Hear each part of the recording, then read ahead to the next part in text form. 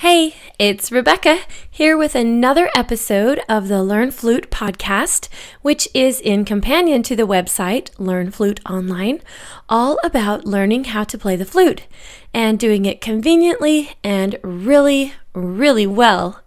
On today's episode, we'll be talking about what to do about practice fatigue and the steps to take to avoid it. Let's get started. You can do it, and Rebecca will show you how, step by step all along the way. Introducing the Learn Flute podcast. Well, hello again. It's fun to have you here learning and enjoying in each other's company. Well, I'm actually totally alone right now, but as I record these episodes, I imagine I have you standing right here with a burning question about playing the flute.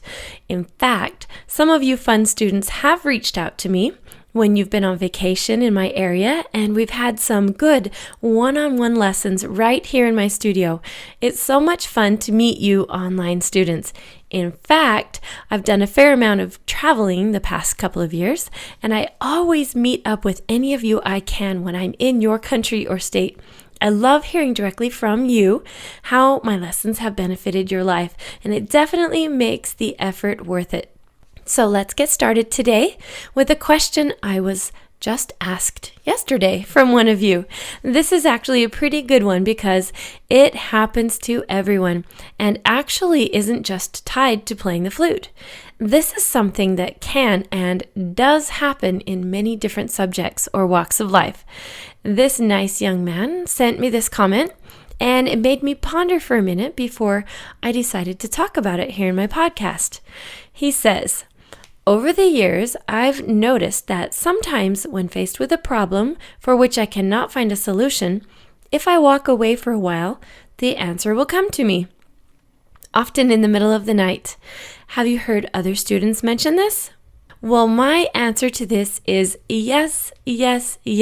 Of course I have heard of this, thought about this, I've experienced this, and talked to other students about this for sure. So here's an example that is fresh on my mind.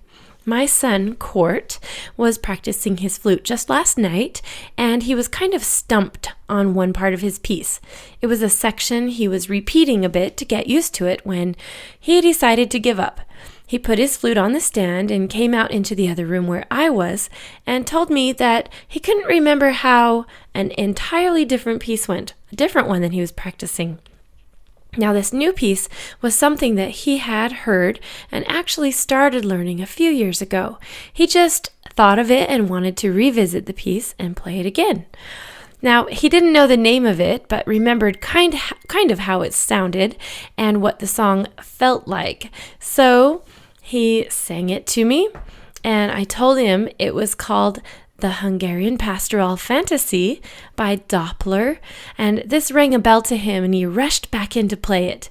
Now, the funniest part of this little story is that he still didn't have any sheet music out, but he began playing the first movement, which has a hauntingly beautiful melody to it.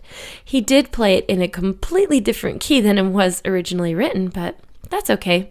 I've taught my kids to memorize everything from the moment they began, so they can pretty much play anything in any key by ear, which I guess we'll have to talk about another day in another podcast. Now back to this story. What happened was that Court had shifted his mind to a different piece. He did a little walking around, and then after that, and after he had let his creative juices flow, because he was playing something he thoroughly enjoyed and was using his right brain to play it by ear, he then went back to the original piece he had been working on, and voila! He had no troubles at all with the passage that he'd been working on earlier. Our human brain is kind of funny this way. It's almost like writer's block in some ways. Now, I'm not sure what we call it, but I've been calling it practice fatigue, which I guess kind of makes sense because it's like we've been practicing so long, we're tired. But in actuality, what I really mean is that we get kind of frustrated with what we're doing to the point where we can't seem to do it right anymore. Has that ever happened to you? Well, we need to realize that this is common, a very common occurrence, and not to fret or worry at all. In fact, worrying about it will just make it intensify. I think our brain is kind of like being stuck in a certain gear, like a car. We don't want to stay in third gear when we're trying to go 50 miles per hour, for example. It's time to shift.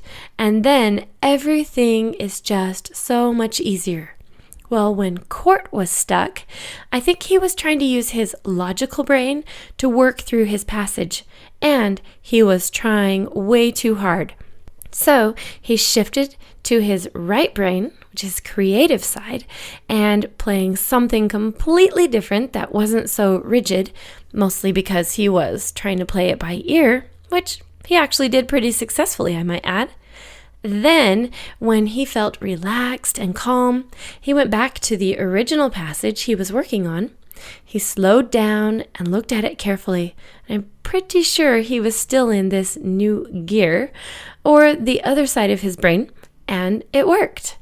So now, the story isn't really over because what he did next is important. He played this part a few times and felt satisfied.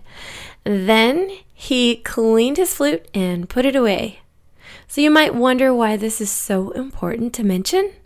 Well, it's because when he returns to this piece again later today, when he comes home to practice, he's going to start his session remembering the positive feeling he left with the last time he was playing.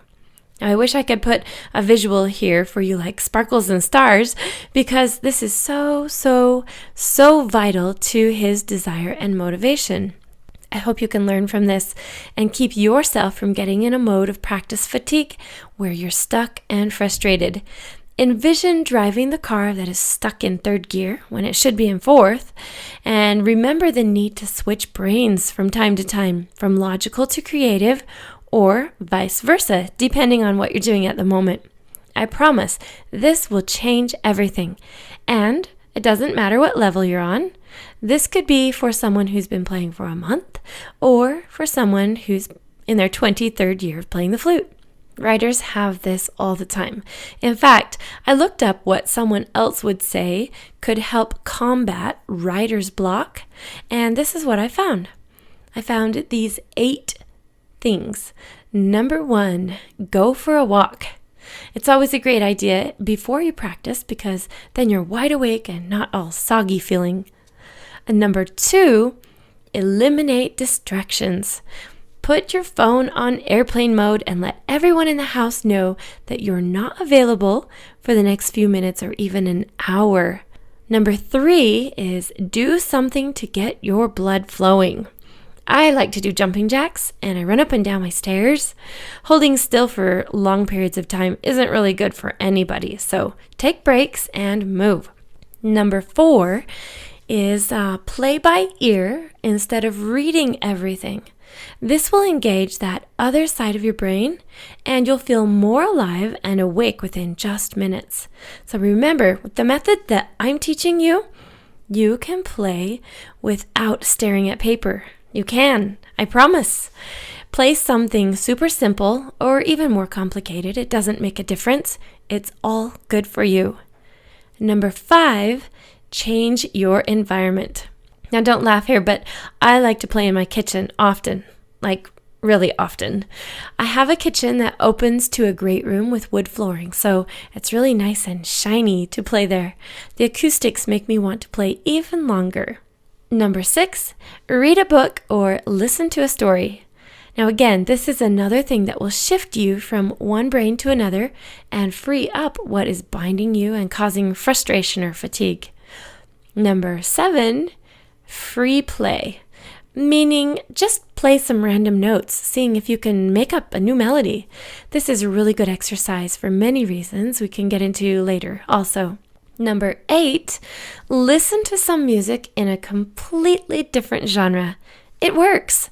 My husband is a country music listener through and through, so it only takes me a second here to find that type of music. Or sometimes I play a church hymn on the piano for a few minutes before going back to my flute practice. All of these ideas work to combat fatigue and keep frustration from happening. So, to sum it up here today, I think we can all agree that it's important to end our practice time with something positive, so we remember that feeling for the next time we get into tackle a new skill or work on a tough passage. It's been really great chatting today. I appreciate all of you and what you're doing to make and keep your dreams alive of learning to play the flute well. Now, if you've enjoyed this podcast or have anything to say about this subject, feel free to leave a comment. I read every single one, and to get even more teaching ideas from what you say and need. Well, with that, I'm going out for a walk right now. We'll see you next time.